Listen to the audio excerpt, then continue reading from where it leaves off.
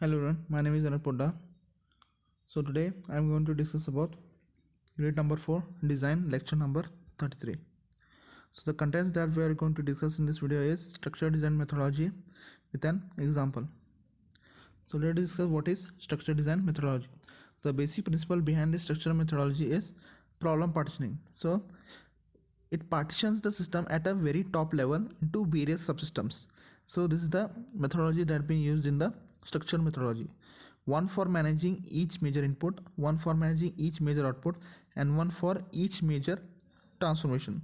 So whatever these models performing the transformation deal with data as an abstract level and focus on the conceptual problem of how to perform the transformation.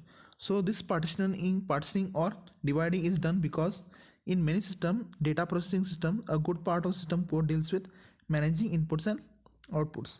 So these models deals with inputs have to deal with issues of screens, reading data, formats, errors, exceptions, and completeness of information, structure of the information. Now the models dealing with inputs have to deal with issues of screen reading, errors, exceptions, and structure of information. So similarly, the models dealing with output have to prepare the output in presentation format, make charts, produce reports, etc. So there are four major steps in methodology in the structure design. First one is restate the problem as a data flow diagram. That is, make the problem in form of a data flow diagram. Then identify the input and output data elements.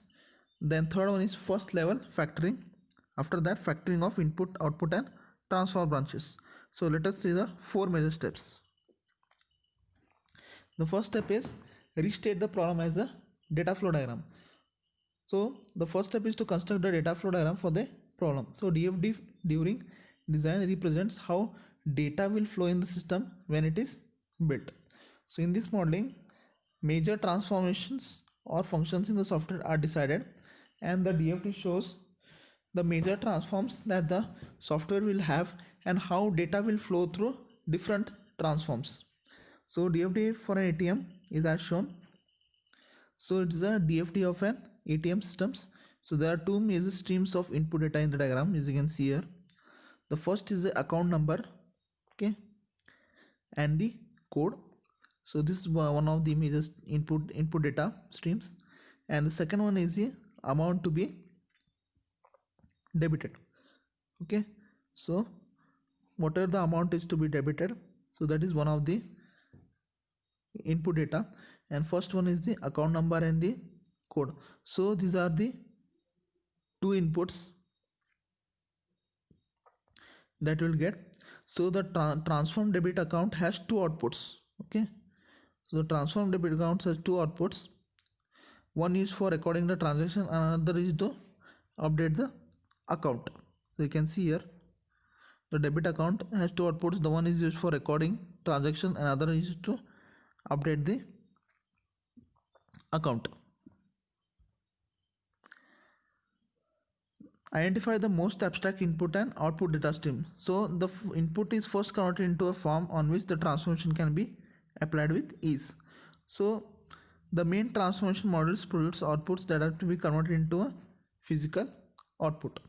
Okay, now the main goal is used to separate the transformation in the data flow diagram that convert the input or output to the desired format. Okay, now how first level factoring will be done. So first specify a main module whose purpose is to invoke the subordinates. So the main module is an coordinate module. So for each of these abstract input data items, an immediate subordinate model to the main model will be specified. So after the main model, a immediate subordinate model will be specified. So each model is an input model which delivers to the main model. And for each most abstract output data item and subordinate model, which is an output model, so it will accept the data from the main model. So each of the arrows connecting this input and output subordinates is labeled with the respective abstract data type flowing in the proper direction. So as you can see here, it's an example of a first level factoring. So the most abstract input and output data items are identified in the data flow diagram. So in the main model, you can see here we have used as a main. So it is the control module which will form the main program or procedure in the implementation of design. Now it is a coordinate model, the main model. So it invokes the input models to get the most abstract data items, passes this to the appropriate transfer modules, and delivers the results to the transfer module to the other transfer modules until the most abstract data items are obtained. So these are then passed to the output models, factoring the input, output, and transforming the branches. So the first level factoring results in a very high level structure where each subordinate model has a lot of processing to do. So to simplify these models, they must be factored into subordinate models. So if the model is very large, we again factor it into subordinate models that will distribute the work of the model. Now each of the input, output, and transfer model must be considered for factoring. Okay. Now a subordinate model is created for each input data stream coming from into this new central transform. Okay. So the DFD for a word count problem. Okay. So the consider the problem of determining the number of different words in an input file.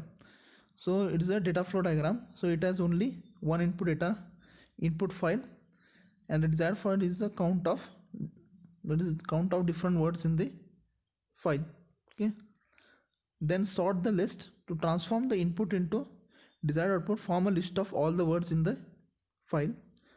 So we'll sort the list. The sorted list is used to count the number of different words, and output of this transform is the desired count which is printed. So args, what you can see here, are the most abstract input. So the most abstract input here is sorted input. Okay, the list of sorted list. So it is the most abstract input, and the most abstract output will be the count.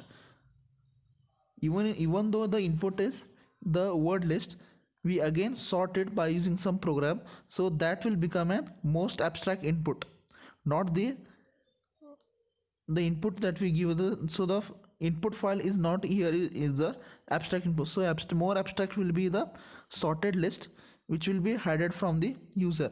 So it will be acts as the most abstract input, and abstract output will be the count. Structure chart after the first level factoring. So after the first level factoring, this is the structure chart. Okay. So there is a one input module. So the main function is nothing but the control module, which returns the sorted word list to the main module. Okay. So after list, the output module takes from the main module the value of the count.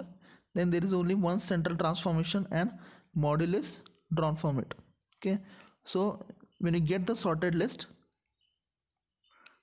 okay, so the sorted list is sent to the main. Okay. Then the output module takes it from the main module, the count, the value of the count. Okay.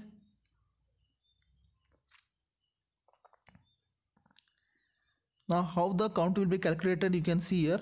Once the sorted list is given to the main function,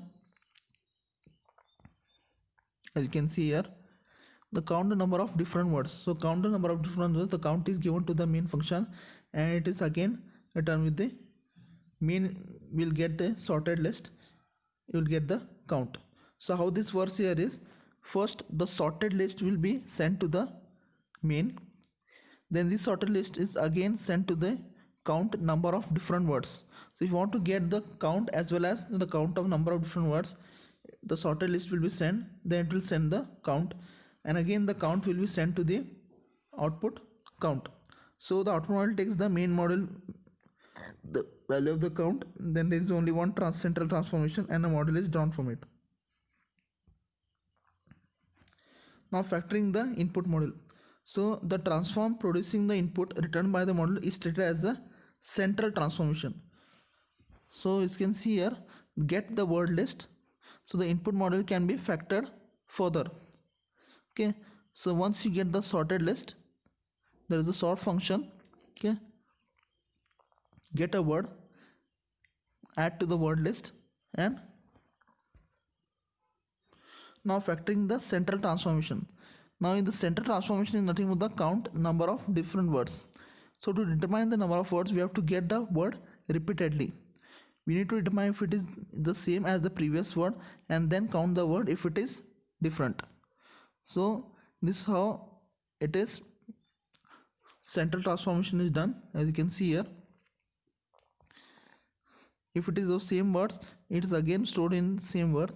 If it's same as the previous, okay, again it is sent to the count number of different words. Okay, so this function will send the word list. It will get a word. Okay, after getting the word, it will increment the count. Again the count will be sent to the count number of different words.